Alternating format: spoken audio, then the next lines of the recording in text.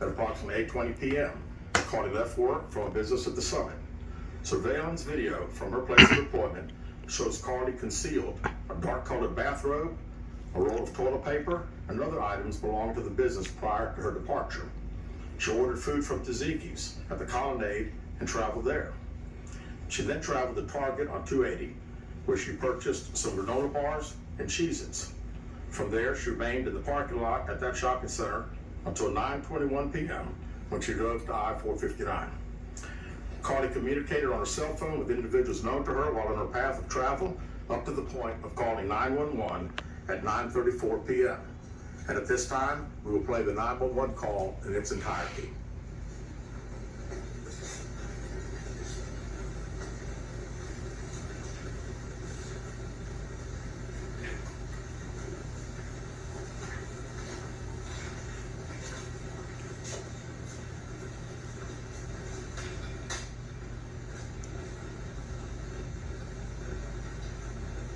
Hi, I am on Interstate 459, and there's this kid just walking by themselves. Where are you? I'm right next to the exit 10 by the Humber Med, like we got back to the med. Okay, so you're before the exit? Yes. Okay, were you headed southbound or northbound? Okay, towards that, towards 280. Towards Tuscaloosa. Okay, and was the child on the left or right side? On the right side. Were they walking northbound or southbound? They're walking towards Tuscaloosa. Walking southbound. How old they look? Like a toddler, like maybe like 3 or 4. Did you pull over with them? Are you still with them? Yes. Okay, are you with the child right now? No, I'm not. I didn't get out of the car. I can see them though. Do you mind staying and keeping an eye on them until we get there? Yeah, sure, yeah. Okay, what kind of car are you in? I'm in a red Mercedes-Benz Is it a sedan or SUV? SUV. I mean, it's a sedan. Sorry. Can you put your hazards on for me? Yeah, they're on. Okay. Did you talk to the child at all, or did you say anything to them? No. Okay. Do they look like they're injured? No, they don't. Are they white looking, Hispanic, or Asian? They're white. Okay. Is it male or female? I think it's a boy, a little boy. Right now? Okay. So is he wearing clothes? Yes. Okay. What is he wearing? It's a white t-shirt, and it doesn't look like he has any pants on. It looks like a diaper. And you don't see any cars anywhere?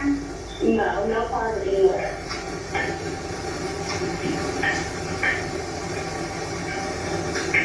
Okay. Alright, what's your name? My name is Carlee Russell.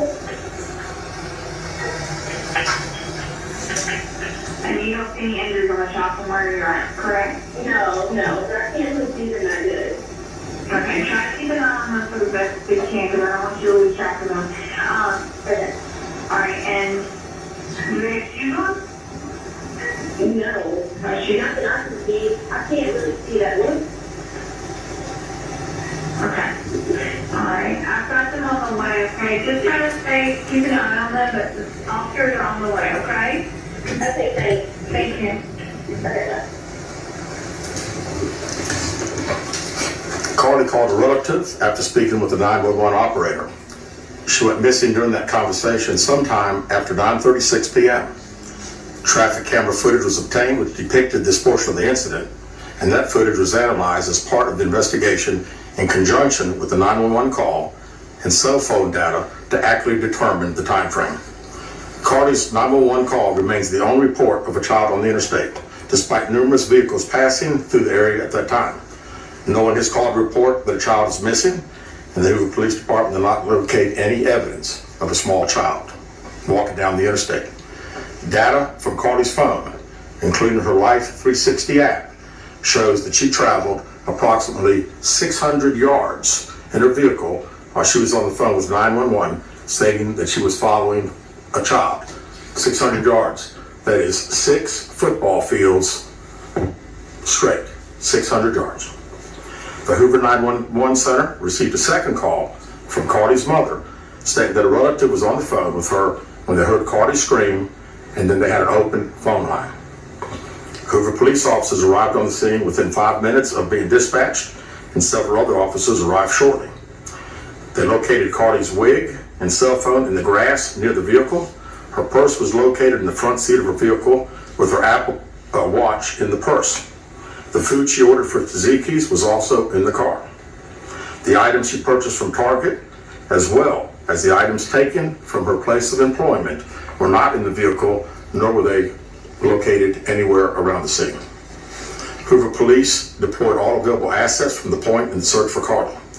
Additional resources were called in to include our own drone unit, crime scene investigators, numerous detectives responded to the scene. Throughout the day Friday, officers from surrounding local and federal agencies assisted Hoover police in the search for Carlee Russell. Officers returned to the scene on 459 to conduct a thorough line search for evidence. There you go. This was the press conference of Carlee Russell, allegedly fakes her missing, hoax. And by the way, there was $63,000 donated to this young lady. And before I go any farther, you know, everybody wants to point fingers at the family. We don't know if the family's involved.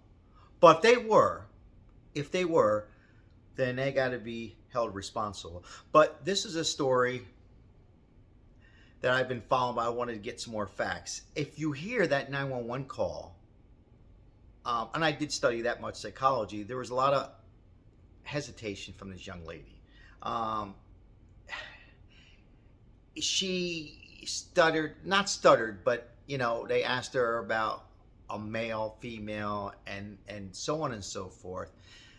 Just terrible. I'd like to hear from you. Was this a hoax? Is she lying? And should she be in jail for it? Or, you know, personally, if you're a young person watching this, you know, there's a lot of people have some mental problems, right? And I got to tell you, if you're a parent out there or if you're a child watching this, be careful when you do these things, because it can ruin your life. I mean, she could get charged, allegedly, if she did this, right? She can get charged a felony, $63,000 in donation. And let's just say, for conversation purpose, her parents are not involved. The stress it caused the family, the mother, the father, and the relatives. And there's so many kids out there that are and by the way, this was supposed to be around the movie Taken. If you haven't seen Taken, it was about it was Taken 1, 2, and 3, I believe. I think I've seen 2 of them. Young ladies being taken and then held, and then for ransom and for money. You know, there's so many young ladies, young men out there that are actually taken every day, and this police force is out there, and it could be taken away from some of the other kids that are missing. God, it's just horrible, our society. And, you know, we can't blame the parents, but all the parents have to bring up the kids better. No, she's not 14, she's not 12, you know, she's in her 20s, I believe it was. But there's the press conference. I'd like to hear from you all on this. Leave me your comments, be nice to everybody. But a hoax, no hoax, medical problem, did she do it for money? All of them above. Was the family included? Did the family not have anything about it? I gotta say, I knock police sometimes, but the police, in my opinion, did everything right. And the 911 operator, excellent, A+. Let me know what you think. Just getting the detail, but it's a shame because you got 1 or 2% of these, not just in life, who make up stories, who lie and do these things, and then there's real tragedies out there. I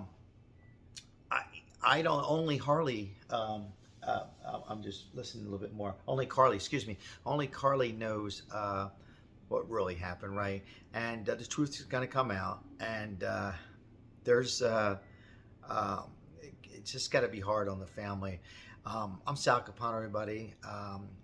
If you like what you're enjoying on this, subscribe and like and share this video on this press conference. A sad story.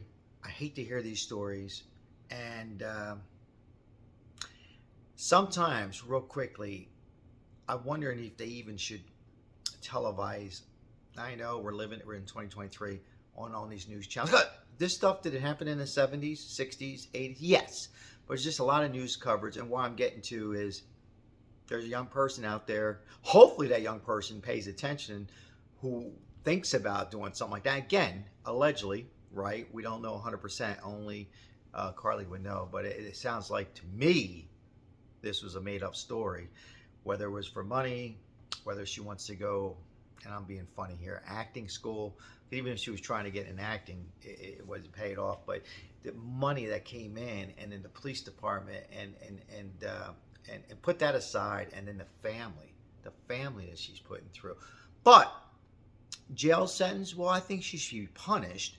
But before the punishment, in my opinion, she needs some professional help. Let this be a learning experience. Let's not crucify people. I know people are going to come across the video and say, you're crazy.